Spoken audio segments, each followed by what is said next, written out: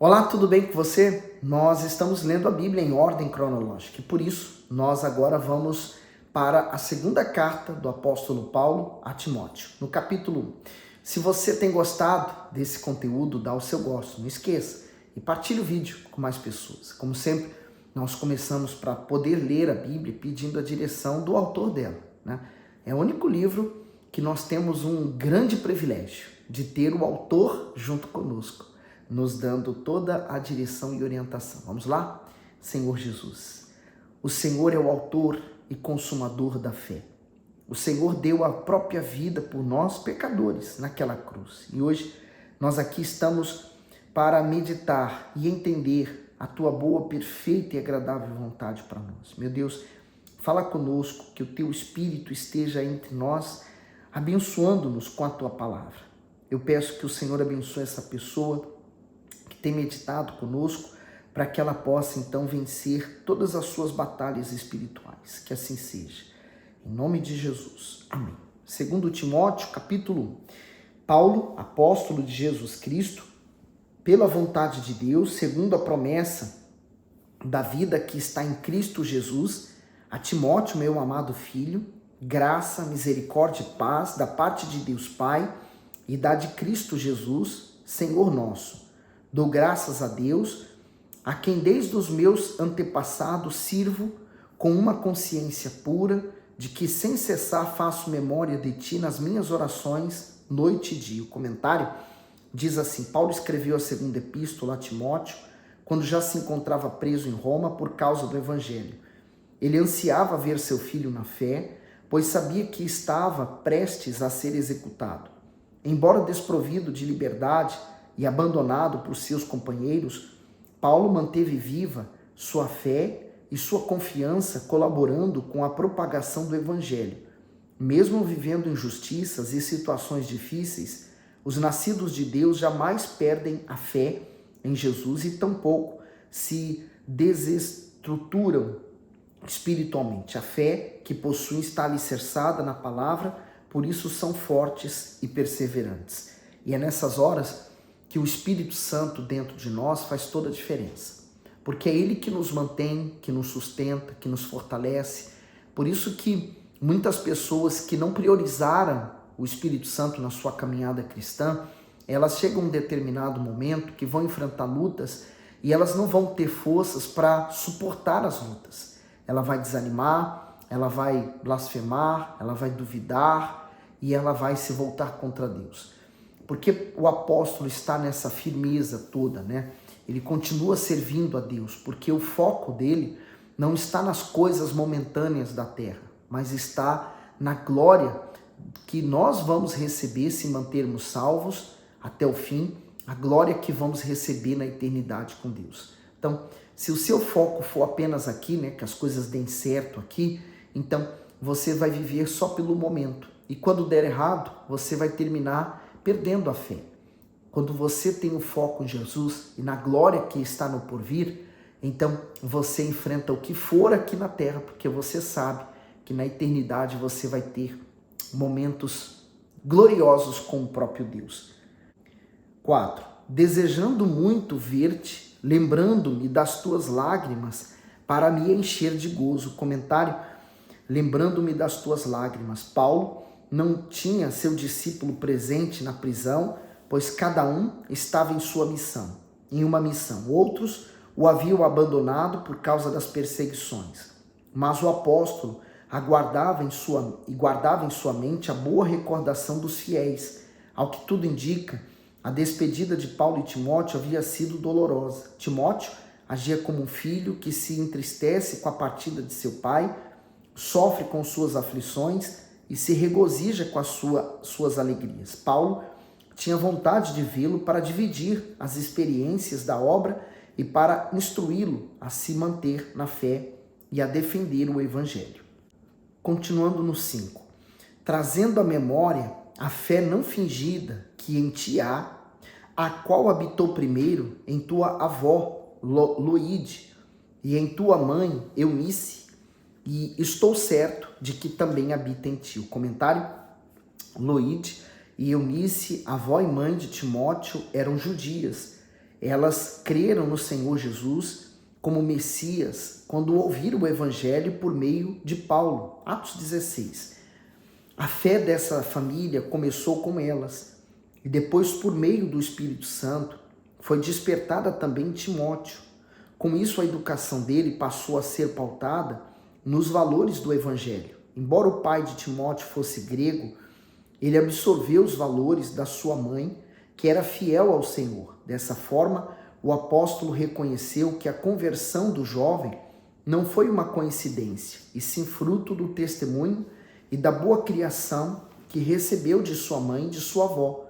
Isso serve de exemplo a todas as mães que têm a responsabilidade de ensinar seus filhos. Elas devem plantar a semente da confiança em Deus, da integridade, do respeito e de todas as boas virtudes desde cedo. Afinal, a mulher exerce grande influência sobre os filhos e, quando imbuída da genuína fé cristã, passa a ser testemunha viva do Senhor Jesus em seu lar, tornando-se um alicerce para toda a sua família. E aqui eu vejo uma coisa muito interessante, né? Primeiro, a fé e que é encontrada na avó e na mãe e futuramente no filho, quer dizer, uma família estruturada com a base do Evangelho, né? Olha quão importante é você desenvolver a sua fé em Deus e na palavra de Deus, né?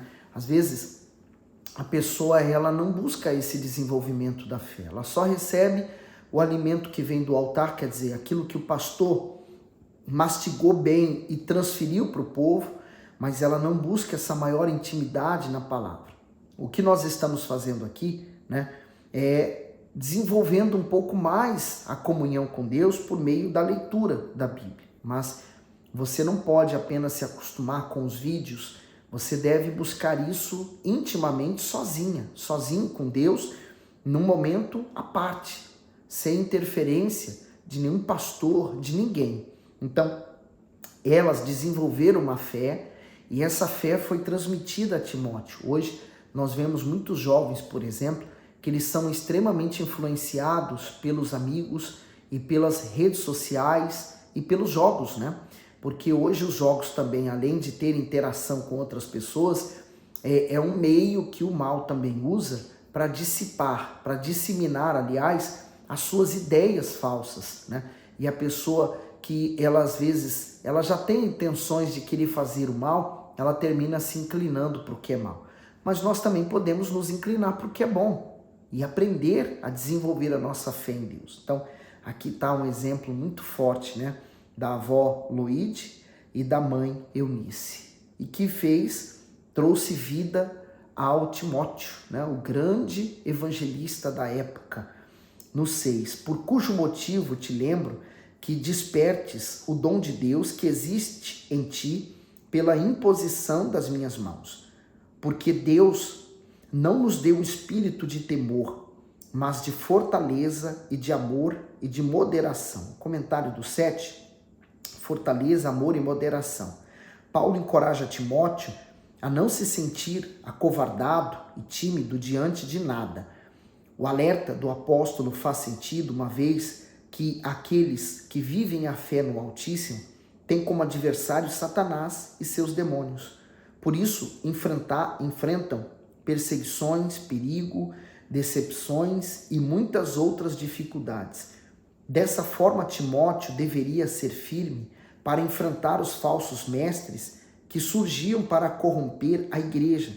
Além disso, ele deveria ser intrépido na pregação do Evangelho e determinado ao reprovar os que caíam em pecado e ficavam escondidos atrás da máscara da hipocrisia. Um homem comum não possui por si próprio essa mesma segurança, determinação e estabilidade, pois essas virtudes são dadas apenas aos nascidos de Deus. Somente o Espírito Santo nos dá forças para suportar as tribulações, amor para perdoar os nossos inimigos e moderação ou equilíbrio para enfrentar qualquer situação. Portanto, não pode alguém ter o Espírito de Deus e viver paralisado pelo medo, sem coragem para tomar atitude ou preso a limitações que o fazem recuar. Então, quando ele diz espírito de temor, é o espírito do medo, né? Mas de fortaleza, né? Você já viu uma fortaleza? Como uma muralha, quer dizer, ali está algo forte, né? Resistente. Então ele fala o espírito de fortaleza, o espírito de amor, mas também de moderação, equilíbrio, né? Você não pode ser extremamente uma fortaleza, mas também não pode ser extremamente amor. Tem que haver o meio, né? O equilíbrio das duas coisas. No 8, portanto, não te envergonhes do testemunho de nosso Senhor, nem de mim, que sou prisioneiro seu, antes participa das aflições do Evangelho segundo o poder de Deus, que nos salvou e chamou com uma santa vocação, não segundo as nossas obras, mas segundo o seu próprio propósito e graça que nos foi dada em Cristo Jesus antes dos tempos dos séculos, e que é manifestada agora pela aparição de nosso Salvador, Jesus Cristo, o qual aboliu a morte e trouxe à luz a vida e a incorrupção pelo Evangelho. Então, a primeira coisa que ele diz é para que ele não se envergonhasse do Senhor Jesus. Por quê? Porque a cruz era uma vergonha naquele tempo. Diferente de hoje, a pessoa que olha para a cruz se lembra do Senhor Jesus e ela pensa na vitória, mas naquele tempo a cruz era o símbolo da vergonha, da humilhação, de um amaldiçoado, né? Deuteronômio diz isso, né? Que a pessoa que fosse pendurada no madeiro, né? Ela era maldita. Então o Senhor Jesus se fez uma maldição por nós. Então, para muitos daquela época, falar que alguém morreu por ela na cruz era um absurdo, era uma vergonha. Peraí, nem me fala isso. Aquele que você acredita, aquele que você está dizendo que pode me salvar, ele morreu numa cruz? Então, naquele tempo era difícil se pregar o evangelho por essa causa. Mas ele falou, não se envergonhe do Senhor Jesus e nem se envergonhe do apóstolo, né? Aquele a quem ele aprendeu a fé, os primórdios da fé, estava preso. Fala assim, peraí, o seu mestre, a quem te ensinou, agora está preso? Eu vou seguir. Ah, não, é demais para mim. Além do seu mestre que salva, foi morto numa cruz, e aquele que você aprendeu também está preso, né? O evangelho é feito de perseguições. Aliás, o próprio Senhor Jesus falou nas bem-aventuranças sobre isso, né? Que nós seríamos perseguidos, iriam mentir a nosso respeito, e o apóstolo Paulo estava sofrendo isso. Mas felizes são aqueles que passam por isso.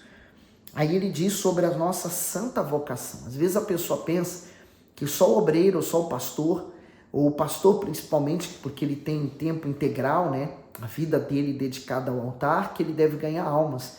E que a pessoa, como membro da igreja, ela não tem essa necessidade. Não. A necessidade é de todos nós. Nós espalharmos a semente, independente se você tem um título ou não. O título ele é dado pela instituição que nós servimos, mas ele não nos garante a salvação. Meu título de pastor não me garante que eu estou salvo.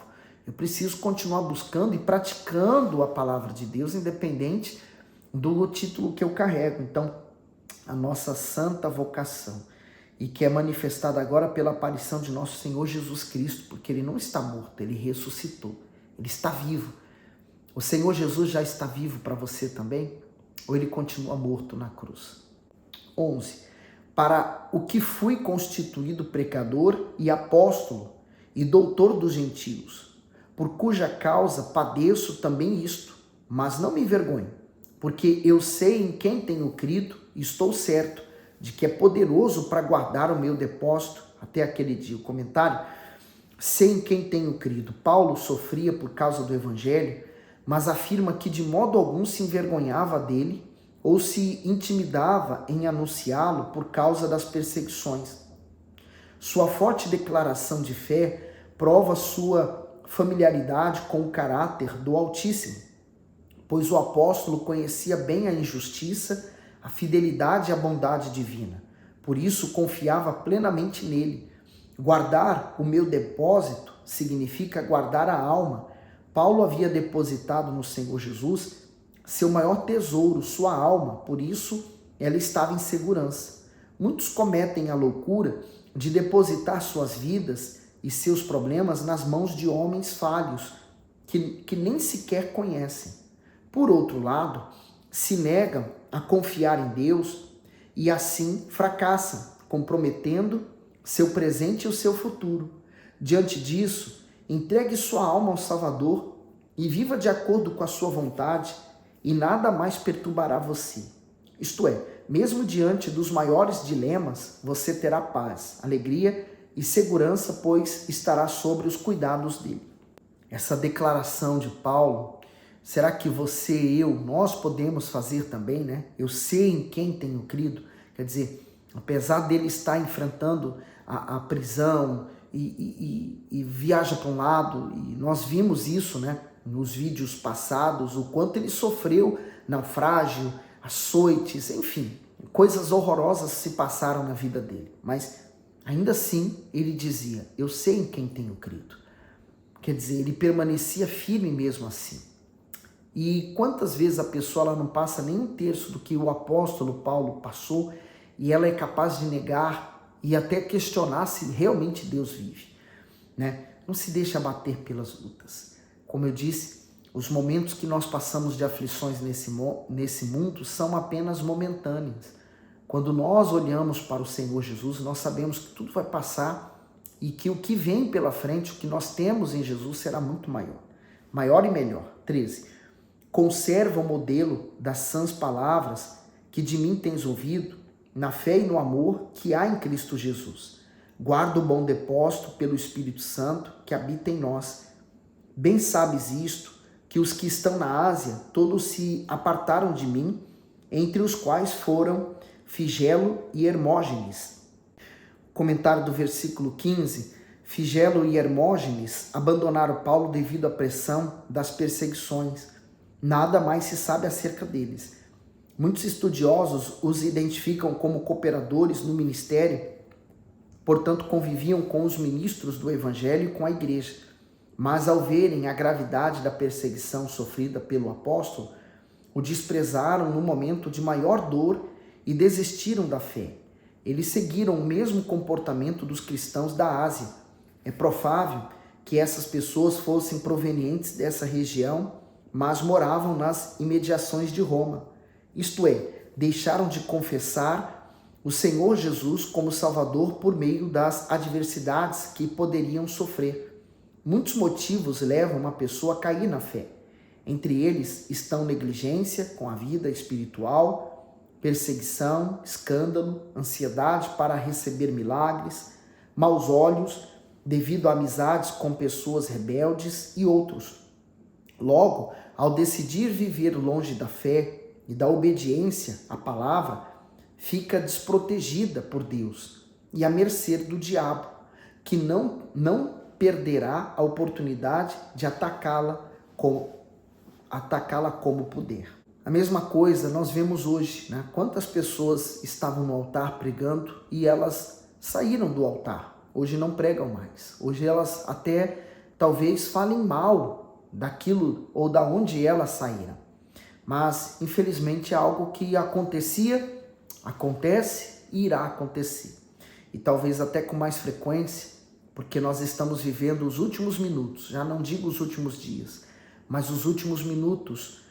Então, a apostasia está cada vez maior. No 16, o Senhor conceda misericórdia à casa de Onésiforo, porque muitas vezes me recriou e não se envergonhou das minhas cadeias. Antes, vindo ele a Roma, com muito cuidado me procurou e me achou.